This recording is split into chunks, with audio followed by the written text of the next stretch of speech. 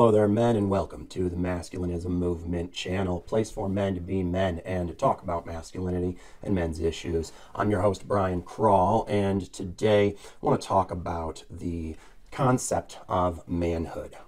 One of the things that most cultures and traditions share is this archetype of what manhood is, that there is a transition from boyhood to manhood that makes a boy into a man. And this transition is usually defined by being taught the code of manhood or the code of masculinity by the father and other family members and cultural leaders.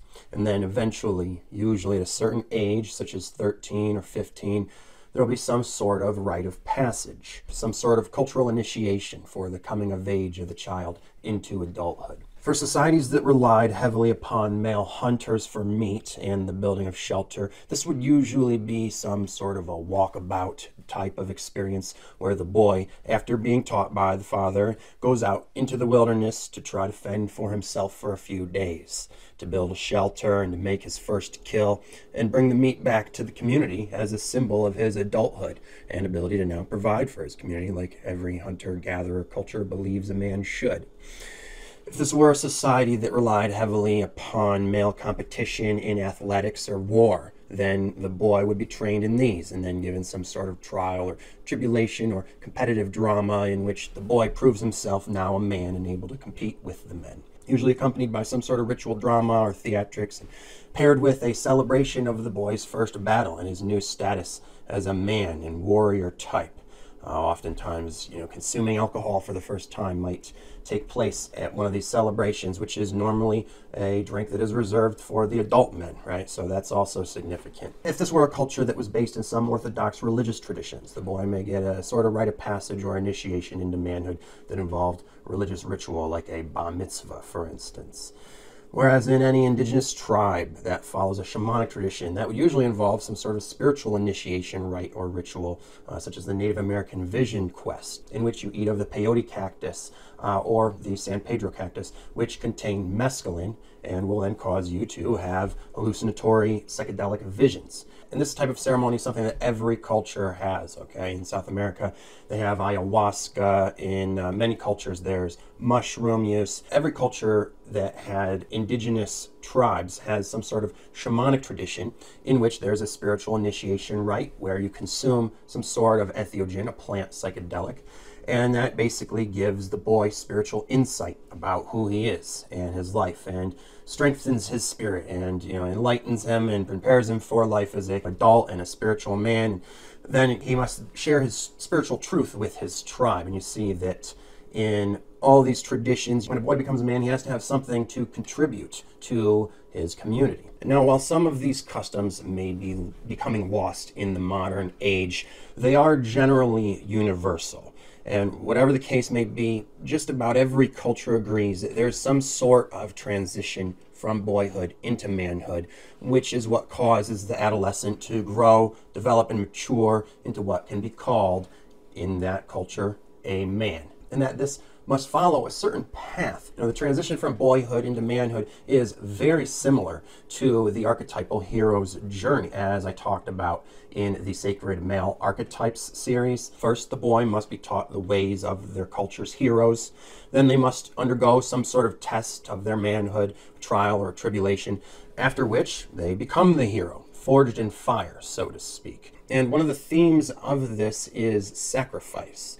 And in the journey from boyhood to manhood, the boy must sacrifice his youth and thus his innocence. And they must show their culture that they are capable of sacrificing themselves for the greater good of society and prove their value. And in many of these customs, there's a little bit of violence or an aspect of danger or at least some sort of athletic feat. So they need to also prove themselves in a sense as a warrior, as a male who can contribute physically. And this whole ritual is symbolic of leaving your childhood behind and making the conscious decision to become an adult member of the community. And from then on, they must not act like a child anymore. And so part of them is lost forever as they become a new person. And after the father teaches the boy what he needed to, he must then abandon the boy to his fate to become his own independent person. If you're enjoying listening to what I have to say, please like, share, and subscribe. And if you feel I'm adding value to your life, you can also tip me at the PayPal link below in proportion to the amount of value added. Your support will help me be able to continue this work because the oppressive fascists at YouTube are against this kind of content and actively trying to suppress it. So it is only with the help of viewers like you that I'll be able to keep fighting the good fight against the evil fucking matriarchy. But you see, here is the thing about all of this. Women do not have such initiation rites or even much of a transition into adulthood. They do not undergo a similar type of transformation as boys do when they become men. Girls are simply taught to be like their mothers, and that is the difference between manhood and womanhood.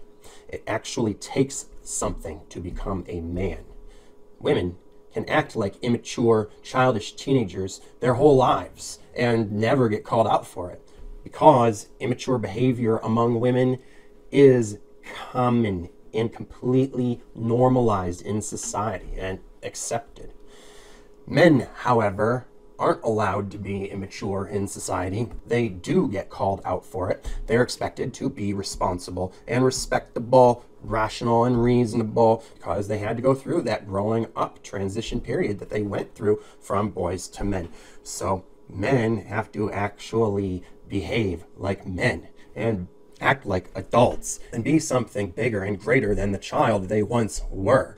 They have to have developed some kind of character strengths and values and virtues that they can show the world as a sign of their manhood. A man has to know this about himself. He has to know who he is and what it means to be a man. Women, on the other hand, do not. In fact, women don't need to have to do anything to be a woman. These days, they even say that all it takes to be a woman is to say that you are one. And yet none of them can define exactly what that is. But not men. Men actually are something. We are forged in fire.